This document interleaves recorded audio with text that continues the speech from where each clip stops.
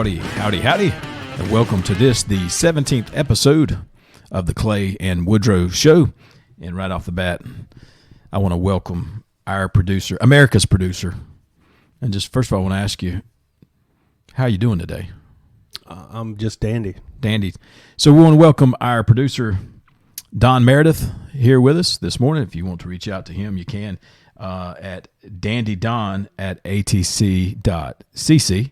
If you have any questions for old Dandy Don. And I'm just going to look back at last week. We actually had, and I honestly, Mr. Producer, don't know, but somewhere around 4,000 views. We were maybe just shy of that. It was by far episode 16. We might have jumped the shark. We were so good, but it was sweet. It was a sweet week for us. Sweet 16. I think it has absolutely nothing to do with us giving away $200 worth of Jake and Iz. People aren't swayed by that kind of stuff. No, it was pure content. I think. It was content. It absolutely was. And so, but before I forget about it, let's just cut to the chase. And because Christy Miller, she'll just want to figure out, did she win or didn't she win, and then she'll go to the end of it. She doesn't. I don't think she stays in there with us for the whole thing. So what we're going to do is we had 75 shares, and that was one of the qualifications. And so what we're going to do is I'm going to look at the clock, which I'm not looking at. I'm making eye contact with you. I'm going to take the two numbers. I'm going to add them together. I'm going to scroll to that point. It is 10:20. Is 10:27. So I'm going to the 37th share. There's 37th. There certainly should have been an easier way for me to do this. But with that being said, 2, 3, 4, 5. You can tell this is not rigged. 7, we would have rigged it better. 8, 9. If we're going to rig something, let's find a quicker and easier way to rig something. That's right. Number 10 is poor Shane Thomas. Sorry, Shane, you're not number 37. 11, 12, 13. Also, won't be picking any family members of mine or yours, Mr. Producer, but we thank them for sharing. Absolutely. 15, 16. 17 is my brother. He would not be included in this for lots of different reasons. 18, 19, 20, 21, 22. Shane again. So Shane shared it twice. We should give him some kind of points for that. 23, 24, 25. That's out of town. Old number 25, Hill Fort. Hill Fort checks into. Don't want to get Hill excited because he didn't win anything, but I did mention his name. That's like a consolation prize there. Yeah. 26, 27, 28, 29. It's my uncle. Uncles don't count. 30, 31, 32, 33. The 33 did not win anything either, but happens to have the coolest name ever. And he's in ministry. His name's Bear. Bear. I could have been a bear. I think I would be a better bear than Bear is a bear. I would say so. What did I say Bear was? He was 33. 33. Correct? Okay. Because certainly Price Waterhouse has looked at these results, and there if it's 33, 34. Okay.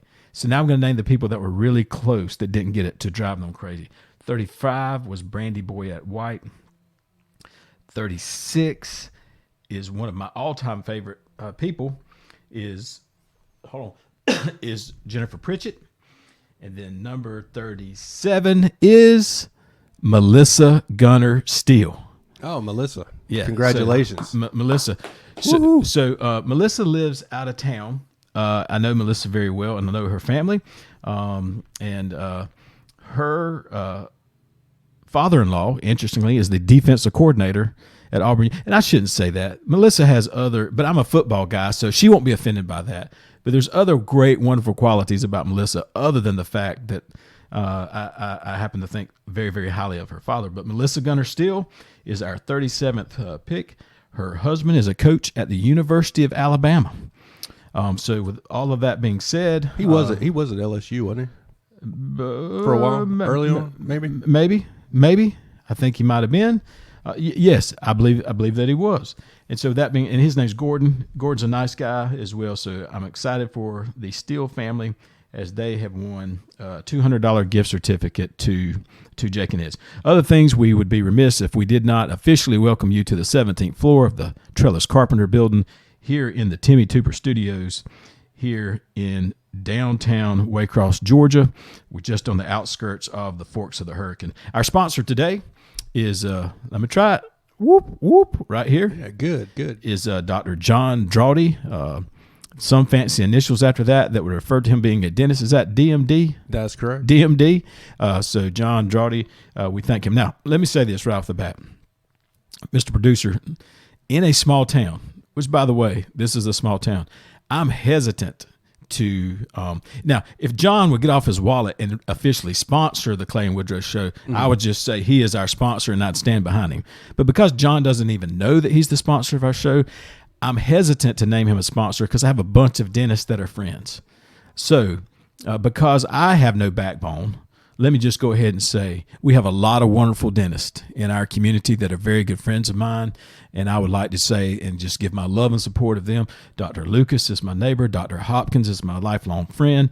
You go on. I'm in Rotary with Dr. Morton. This is a small town. Much like I have it written into my will that when I die, that Miles Odom will get like the top half of my body and then Music Funeral Home will get the bottom half of my. I have a banking account at every bank in town because I'm afraid I'm going to offend someone. So that's just what you have to do in small towns. So by me mentioning Dr. Drawdy's name and him being the whoop whoop, the sponsor, that's the sponsor sound that the producer's hitting on our, what's that thing, the mixer that you have back there? Yeah. Hit the mixer for me real quick. Whoop whoop. See, there he goes. He hit the mixer. I just don't want to alienate anyone because this is such a small town. I'm afraid that one day one of those other dentists are also going to need their house to be sold, and I don't want to upset them. Sure. So I love them. I love them all. Do you rotate around who cleans your teeth? I'll be honest, I don't, because that gets to be a bit. And I will say, and for the record, and I think most people realize it, but John's a personal friend of mine as well. I would like better friends, but I just can't seem to do any better. So, but no, listen, I will say this. To his credit, and I hate giving compliments to John Drawdy. I really do. This is painful to me. He does, when he numbs you, that shot, I don't feel a thing when he numbs me. I don't feel a thing for about a week. Yeah, no, I'm saying I don't even feel the shot. Oh yeah. Like I'm always scared to death of the shot, and he's like, "All right, I'm done," and that's the end of it. And then of course his staff is phenomenal. Elisa is practically raised my kids because Brooke and I struggled to raise our kids on our own, so we had to have a village to raise our kids, and so Elisa Foreman's up there as well. So John Drawdy, our sponsor today, and but once again, all dentists in Waycross are awesome. Yeah, okay, absolutely. That's spineless, but I'm covering all my bases. Let's see, moving on a little bit further, we've got our big winner. I have notes here, and they're very hard to read, so talk amongst yourself for just a second. I have no idea what I wrote down right there. Oh, let's do this. This is not what I wrote down. Still can't figure that out. But YouTube, also, we're primarily a Facebook platform because we're boomers. You know what a boomer is? We're boomers. We're boomers. But we are available on YouTube. My daughter has told me repeatedly that she would get her friends to watch this, which I doubt her friends are going to watch this. But she says, but Daddy, they're not going to watch it on Facebook. So if you just go to Woodrow Thomas, you can certainly look us up on YouTube as well. Now, we got the Woodrow cam on today. As y'all know, Woodrow is a little bit shy, does not like to be on microphone. So he has thoughts. And so he is a little bit disappointed that we have only had him like as eye candy. And so he's got some thoughts. And so he asked in our production meeting if he could have something called a Woodrow rant. That he says that he has thoughts that he thinks that people would be interested in, but he crossed the line. See, Mr. Producer, you'll remember this production meeting that we were in. I'm sure you do. But he says, there's some things I need to get off my chest. And we said, absolutely. Sure. But then Woodrow crossed the line because he wanted to talk about things political. And we don't talk about things political on this show. That's right. We might step into the analysis of a halftime show and instruct people on how to use a remote control, which can like borderline a social issue, but just pure politics. And Woodrow just says, well, either we discuss some politics, or I'm walking. And this is the Clay and Woodrow show. We can't have the co-host of the show walk on. And so I said, I respect your opinion. So we thought about it for a little while. And so Woodrow, is a little bit shy, but these are the things that he wanted to share about politics. Obviously, I'm not in a position to share things political because I have to make a living in this community. Sure. And you know me, I'd hate to offend someone. I'd really hate to offend someone. So these aren't my thoughts. No, purely Woodrow's thoughts. He's on his reputation is on the line. Yeah, and I would say it's almost like he has an agenda. I don't have an agenda because I own my own little business here at Crossway Realty and Riverbend Renovations, and I can't have an agenda because I don't want to offend someone. And obviously, I'm one that would never want to offend. Sure. So Woodrow's thoughts, and these are just his notes that he was taking down, is he just wants to rant, but to both parties. He wants to be fair, and I like that. Fair and balanced, if you will. Is he wants to start with the Republicans, and most importantly to him, the Republicans on Facebook. His thoughts are this. I don't know if he's right or wrong. Yeah, I don't know these things, but this is Woodrow's thoughts. Is if you if you call yourself the party of the party of the moral compass, the party that's got virtue and all this kind of stuff, sure, well, maybe behave that way. For example, if you are a party that character and integrity, according to your party, means something, Woodrow's thoughts are to not then post things on Facebook that are just diabolically untrue. That's Woodrow's thoughts. For example, the meme that keeps appearing of President Obama giving the Medal of Freedom to Harvey Weinstein, Andrew Weiner, and Bill Cosby, those things never took place. They're according to Woodrow, they're photoshopped. Oh, wow. They're photoshopped. And so Woodrow's point is people would just say, well, first of all, if you are putting that on there, there's two things, according to Woodrow, that are going on. Is one, either you yourself lack character because you're posting something that you know to be untrue, or number two, you do not know that to be true, that you were fooled by that meme, and you should not be posting things that you have that lack of knowledge about. Sure. Do you follow what Woodrow's saying? Yeah, I see what he's saying. It's dangerous water. I wouldn't say it. But what Woodrow's saying is, A, either you lack character and you're putting something on there that's intentionally dishonest, or two, you're not aware that it is inaccurate.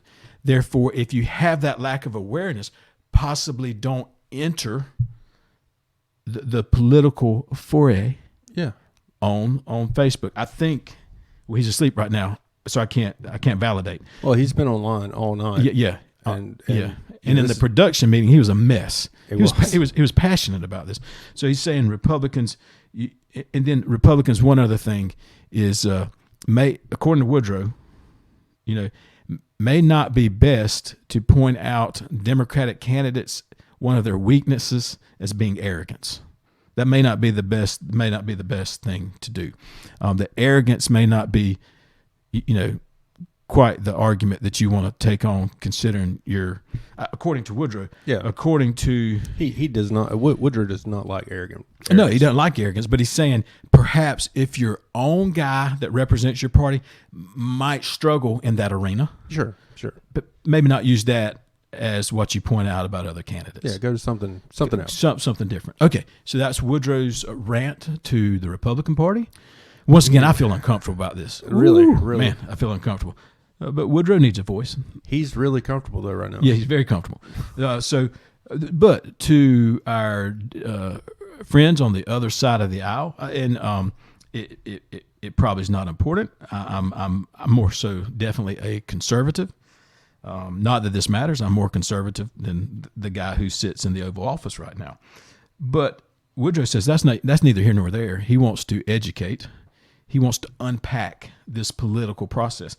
So Woodrow has then some advice to the Democrats as well. Sure. And so I thought this to be very helpful as well.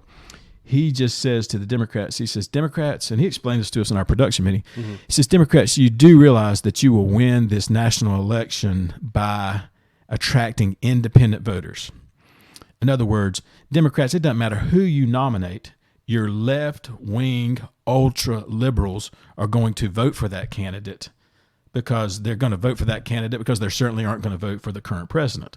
That's just according to Woodrow, that's just political intelligence.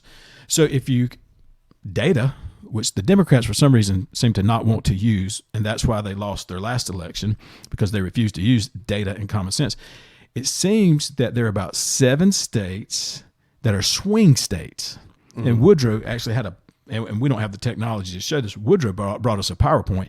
He even showed us some graphs and stuff of those swing states. And he says, these states right here are going to decide this election. It ain't California.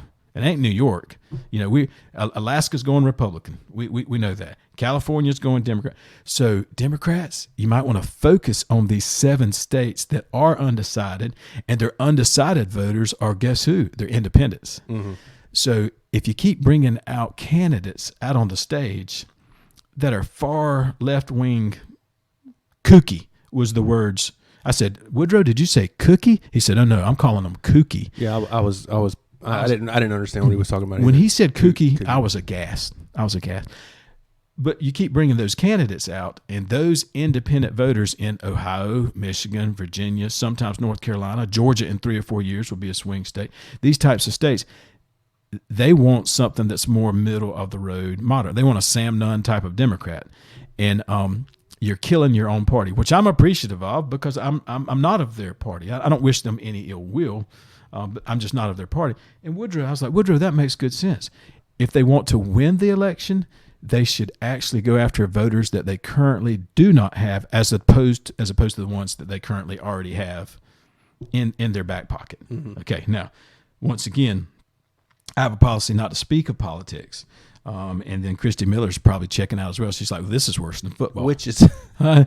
No, I don't want to hear about football. Which we've waived for Woodrow. I mean, he doesn't get a voice much. And we won't come back to this topic because it's not something that I feel very comfortable about at all. But Woodrow has a right to rant a little bit. And so that being said, I think enough said. But we thank Woodrow for his participation as well. Now, this is something we need audience participation for. We have a little intro music. I think, Mr. Producer, we purchased it off of Audio Jungle. Audio. I was thinking maybe Sony gave us some rights to that. Was that the Rolling Stones that we were playing? Yeah. Yeah. Oh wait, it might have been Audio Jungle that we bought for $9.99. And I wanted to use my producer sometimes will lay down the law. He's like, Clay, absolutely not. I wanted the introduction to Gold on the Ceiling by the Black Keys to be and you're just like, Clay, they're going to throw us in the slammer for copyright issues or whatever like that. So in our production meeting, I came up with that. I'm gonna give myself credit for this. Yeah. I'm a recent fan, and you know a little bit more about these guys. I'm a big Pine Box Dwellers fan. Now they are local, and they are not quite big enough yet, I don't think, that they'll totally ignore us. But you, the audience, if you could encourage the Pine Box Dwellers to let us use one of their songs as an intro and outro to the Clay and Woodrow Show, I think it would be powerful. Obviously, we have got 35, 36, 30, I don't remember what it was, but close to 4,000. We're going to keep using that. Close to 4,000 people that listen. I think it would help the Pine Box Dwellers a little. Not that they need any help. They're certainly cruising along, but their music is fantastic. It is. And I would be willing to wear a little Pine Box Dweller merch. That's what the kids call it. A little merch. Yeah, merch. I'd wear some merch up here. And then we have a big following of Atlanta people that used to live in Waycross, but off the record, they can't hear this. They're too good to live in Waycross, so they moved up to Atlanta like my brother. My brother's one of those. And so they're too good to live. They would say, you know what? I want to look into that there Pine Box Dwellers that Clay keeps talking about on the Clay and Woodrow Show. So some merch. Of course, I wear a medium. Just get me a medium if you could. And but the Pine Box Dwellers, if you could reach out to them. I know Jody. I don't know that I know the rest of the guys. Jody's always been super kind to me. And so if we could do that, I think that would be awesome as well. Now, a couple other things as we kind of wind down the Clay and Woodrow Show is we have been doing hard-hitting news, and you have had something last week because our hips would not lie. We got a little too carried away, and we didn't really get to that hard-hitting news segment. Right. But you also said that, Clay, that this news was so poignant that you wanted to give it a week or two to marinate so that we could process our grief. And so I just wanted to turn this over to you to see if you feel ready to share this. And once again, our job here at the Clay and Woodrow Show is to unpack something. Do you feel like enough time has passed that our grieving process is at a point where we can unpack? I do. I've been able to say it out loud without choking up, and that's I think that's a sign that's pivotal. We're ready, and so I'm just going to come out and say it, and hopefully I can get it out this time, and so everybody knows. So there's no need for fanfare or anything, but Crystals is closing. It's going. Well, technically, let's not put them in the grid. I think they filed for bankruptcy. They filed for bankruptcy. They filed. They're not. Oh, I feel better. That production meeting didn't go quite as well as we thought, but so that's priceless. So don't call them out for dead yet, sir. But they are filing for bankruptcy, which you are correct. Could be that they might be in their final. They could be in their final days. But they could restructure and that kind of stuff. Sure. So with that being said, in my grief, I totally took that too far. You said, see, and that's one of the things. I told you I didn't know if I could do it or not. That's one of the things that happens with grief. Grief can actually just kind of compartmentalize things and confuse things, and so let me unpack this a little bit. I'm shocked by this, and hold on, I need to collect myself. I'm shocked by the news that Crystals would be filing for bankruptcy, because I can't imagine a company whose premise of their business is to serve you a very tiny hamburger that is soggy when you receive it.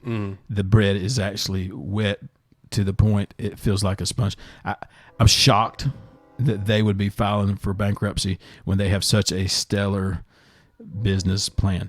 Their business plan more or less evolves and revolves around the whole idea that there will be people that will consume enough alcohol that they would have a desire to swing by that drive-through for some late night snacks. Now, to me, what a brilliant marketing plan. That I can't imagine why soggy hamburgers, in which if you do ask for no onions on it, they just take the spatula and on the side of the box they just rub off the onions on the side of the box. I can't imagine why that business plan is failing, and so that surprises me. It surprises me a great deal. Any thoughts? You seem really still choked up about this, and if you've not processed it, no, I can respect that. Yeah, I don't have anything else to say about it right now. Okay, so to that end, to that degree, we just want to all give our best thoughts and wishes and prayers to the Crystals organization, and hopefully that one. I will say this: my daughter. This is a totally different subject, way off of the production meeting that we had that lasted for 45 seconds. That's when we walked into the room. But she is taking a government class with and she enjoys it. I forget the teacher's name. I think he's a soccer coach, Thule or Truel, but she enjoys it. It started asking me a lot of questions. But the interesting thing is she will ask me questions. And because she's not been, what's the word I'm looking for? She's not been, she's pure in it. She's at her purest form. And she will come and ask a question to me, and it'll be just like, well, Dad, I don't understand. If the Republicans feel like this, then how can they do and I'm not going to get into the specifics because only Woodrow talks about politics. Right. Then how can they also do this? And these are my answers to it. I don't know. Maybe you should send her towards Woodrow's direction. Yeah. Woodrow needs to answer these questions. Give her some PowerPoints. It's not just Republican. I mean, it's both sides of it. She goes, well, I don't quite understand. If this is what they believe, then why do they also do this? There's nothing consistent about that. And so it's interesting to see it through fresh eyes of how there is such a lack of consistency. But here's what I was getting at. That was just kind of a precursor.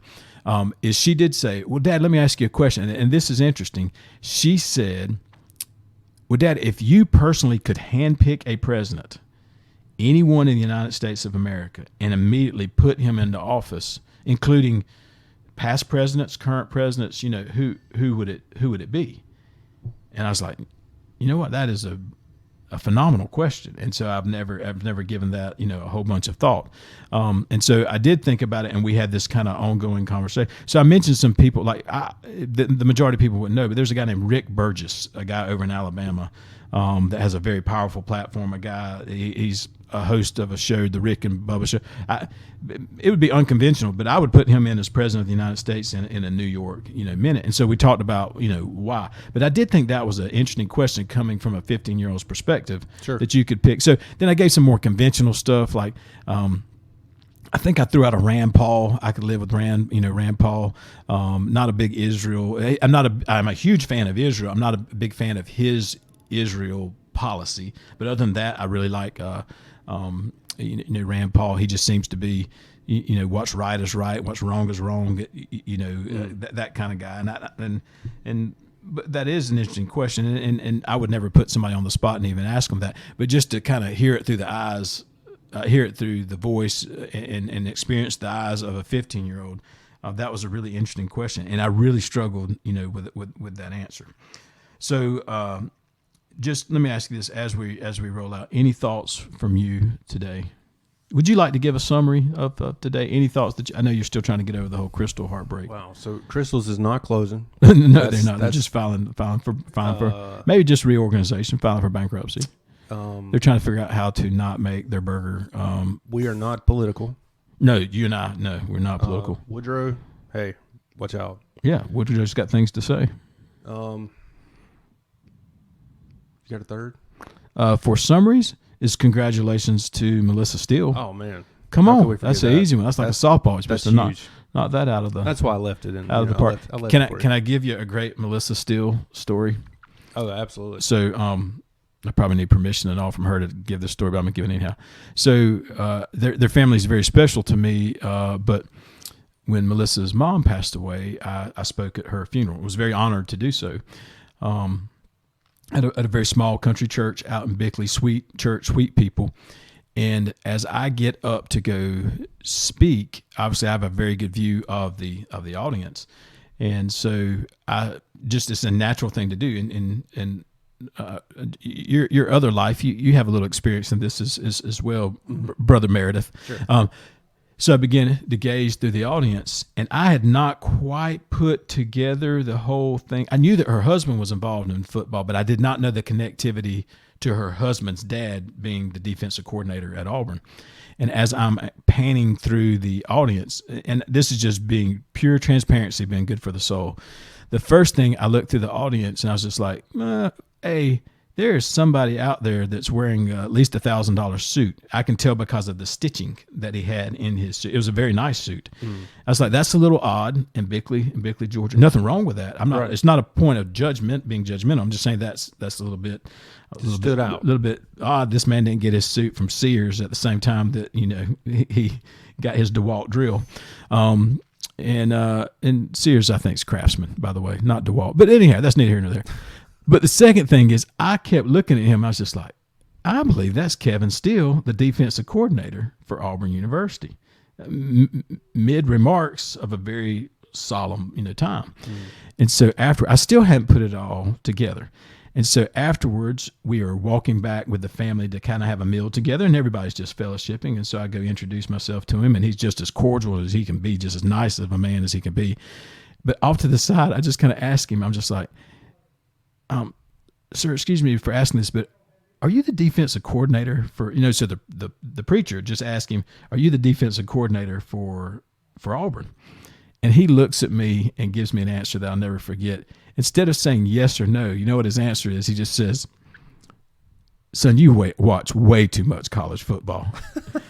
And he started laughing. He goes, yes, I am. He was super nice. He says, listen, I'm recognized sometimes, he's not the head coach. He's a defense. He goes, I'm recognized like sometimes around Auburn, sometimes in Alabama. But typically when I come to Southeast Georgia to funerals, I don't fear, being, recognized. And he goes, but I'm just going to tell you, you might be watching way too much college football. So I will tell you, I I've never been an Auburn fan. As a matter of fact, they've been on the list of people that I can't really, just as a Georgia fan. Yeah. But I'm such a fan of his. Now, I'm not an Auburn fan because I'm a Georgia fan, but at the same time, because of my interaction with him, I'm not an Auburn fan, but I'm a big Kevin Steele fan. And by the way, I think was just given the biggest contract in all of college football for defensive coordinators at $2.5 million a year. If Woodrow were awake, we would ask him to look into that. But I think and he deserves every penny of it. I mean, his defense, even when Auburn struggles, his defense is spot on. So I don't know that he will remember that interaction at the funeral, but I'll always remember his comments to me. So, Melissa, congratulations. I hope that it goes very well. And with all due respect, please don't buy something for your father-in-law because, as I said, he just got a $2.5 million contract. So he doesn't need any help at Jake and Ed's. No. But pitch in for Gordon or maybe Nick to have a nice Christmas. But, Melissa, we will get with you to work out the $200 gift certificate at Jake and Ed's. And we thank our friends at Jake and Ed's. With that being said, we just say hope everybody has a fantastic week. And I want to say go Gators. The Ware County Wrestlers will be going to state on Thursday. And I might have one kid that I'm pulling for, maybe a touch more than the others, but I pull for all those boys. Sure. So Thursday, Friday, and Saturday, let's pull for the Gator Wrestlers, as well as Pierce County will be there as well. So let's pull for them as well. But you guys just have a great week. Signing off with you here at the Clay and Woodrow Show.